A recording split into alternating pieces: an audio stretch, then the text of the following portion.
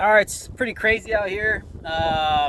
Extremely windy, so I kind of set up put the camera in the truck and try to block the wind because it's blowing to the north or whatever. So anyway, oh, my glasses are all messed up. Anyway, quick video because I don't probably might not get any shooting. Maybe I'll put shooting in. I'll just turn the volume down so you'll just kind of see. Uh, but my limited optics gun is complete now. A few things I was waiting on was the Apex trigger, the polymer shoe, not the aluminum shoe. I have the two aluminum shoes in the two aluminum guns. I mean, it just makes sense. I looked at some forums and some stuff like that on which this is quite a bit cheaper. This is 110 versus 180, and then I also got a 10% discount the Father's Day weekend, I think. I actually reached out to them and said if they were going to have some discounts and if they could do something. The guy was pretty nice, but he's like, nah, homie. And I was like, all right, appreciate you reaching out to me. And he, whatever, anyway. But it was cool. And then a week later, they sent me a 10% off, and it was Father's Day. But anyway, so I waited. So actually, shipping's always free. And got the 110 version of the gun, $110, and it was 2 days shipping, which wasn't 2 days. It was a little bit more. So if it shipped Friday or Thursday, it got there Monday. But it went from Phoenix, west side of Phoenix, and I live in Tucson, 2.5 hours away. It went to Memphis and then to Tucson. But anyway, still got it. 2 days, the Monday, so following the weekend, whatever. So anyway, the polymer version, and not bad. I think I checked it, it's between 4 and 4.5. Thought it'd be a little bit lighter. I think my other ones are a little bit lighter, but no biggie. It does run nice. I zeroed the gun again because I had to take the optic and the plate off to get into that. I think it's the plunger or whatever, the plunger and the plunger spring. Everybody knows what I'm talking about if you've ever taken the gun apart. It's the silver, looks like a damn plunger, I guess, or a butt plug that's under there. So you gotta take the plate off, take that out and all that stuff. But anyway, the installation isn't too difficult for this thing. It just takes, I don't know, 30-45 minutes setting up all your tools and stuff like that. Maybe an hour, because get your tools and all that stuff, and then keep watching the videos and stuff like that. But anyway, this is the 4 1/4 M&P 2.0, the polymer. First thing I did was order the Carver Custom guide rod and the 13-pound springs, the Floyd's Custom brass magwell, 3 of the Floyd's Customs extended base pads. On these they're plus 6s, so 17 round mags go to 23. I ordered the extra plus or whatever springs, magazine springs. I think they're Wolf, so they'd be easy to get a hold of those. It said you can stretch them out, but why? I could just take those springs that have new springs for worn out other mags and then put these in. So with those springs, it was a pain in the ass, excuse me. It was a bit of a tough in the beginning. So when I put them in there and I loaded them up, I could only get 20. So what I ended up doing was I flipped them around, and then I let somebody at the club run them, and they were just fine. And then after a couple of weeks, I flipped them back, and they went in. So I ended up doing 2, and then they were brand new mags. The used mag, I just put in 1 in the used mag for the 3rd one. I didn't put it in flipped. I put it in straight. So I don't know if the body itself was a little bit, I don't know, worn or something. I really can't understand. But I was able to get 23 in that one right away. So I got 3. I got 2 more mags coming, so I'm going to get some more base plates. But there you have it. It's got the Vortex Defender XL, the 3 MOA green. I think we could see that right there. Normally, this will be a limited optics gun sooner or later, mixed in with the Staccato, and then the other guns will be carry optics. Usually I run this occluded, but supposedly it's supposed to be better with the glare and the sun and all that stuff. So I checked it towards the sun, and it's just fine. As you start to come up, it does pose another ghost dot, and I'm not like directly standing at the pointing at the sun, but I am directing it. As you get to a certain degree angle of it, you do see another dot. So I mean, people were claiming that this thing didn't do that, but it does. Maybe it's just because it's the green, whatever. But the one that was more refined, sharper image was the real one. That was getting me lost.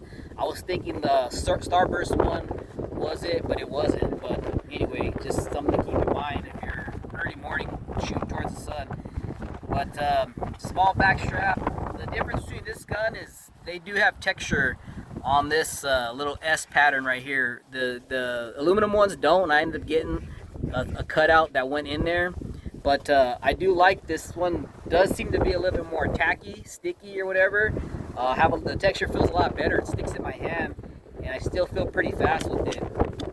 So yeah, 13-pound Carver custom guide rod, Apex trigger assembly, whatever.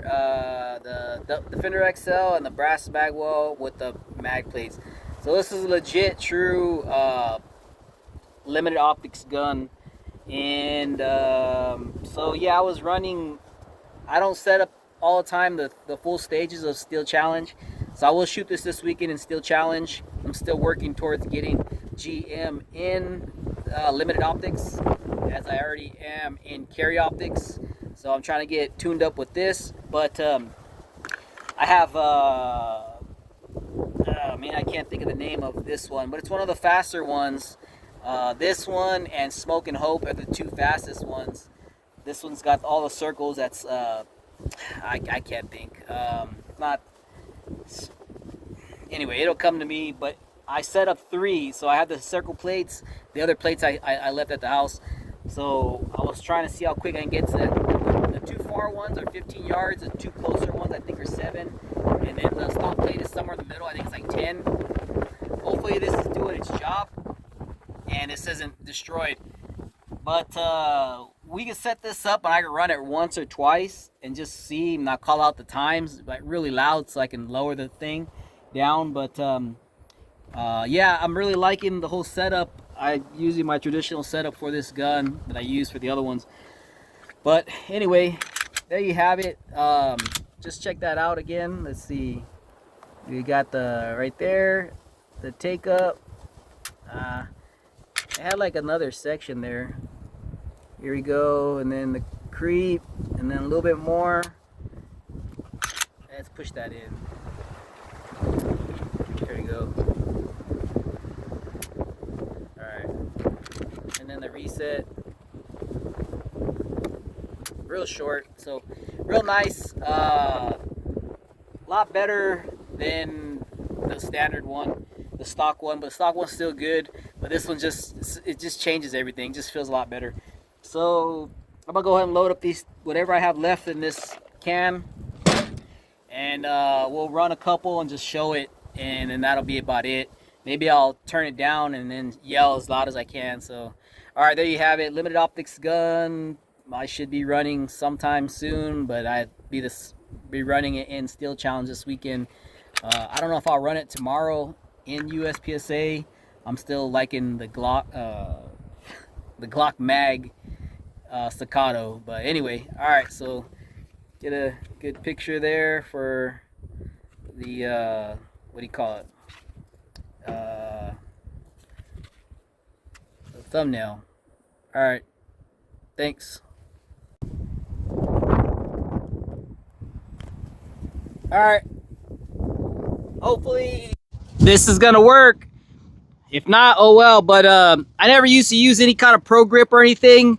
But then shout out to Bill, had this and then let my wife try it, and she really liked it. So I've been using it. I used it for Steel Challenge once, and I didn't like it because I put it all over. So kind of what I do now is rub my palms and then my strong hand, gun hand, the inside fingers and the outside fingers.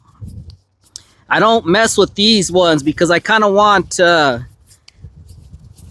these fingers to adjust. It's gonna be what it's gonna be with the this hand. I want this hand to grab, but I want this one to be able to not lock in. If I have to move these fingers, I want to be able to move these fingers. So yeah, so anyway, but I like the way that is. So hopefully you saw that dirt. So let's get started. We'll just run it a couple of times. Like I said, hopefully the camera's doing its job, the microphone, all that stuff. So here we go.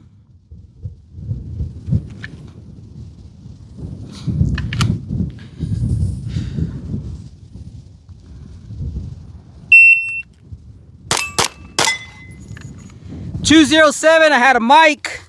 Draw the first shots at 140. Let's speed that up.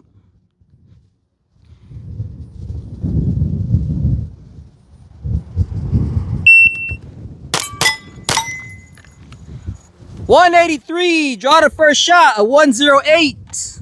Do it one more time and we'll call it quits.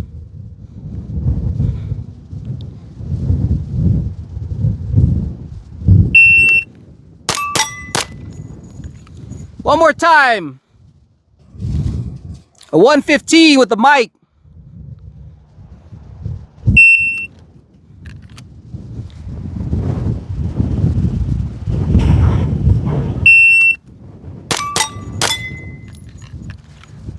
.196. All right, I think that's enough. As you can see. All right, thank you.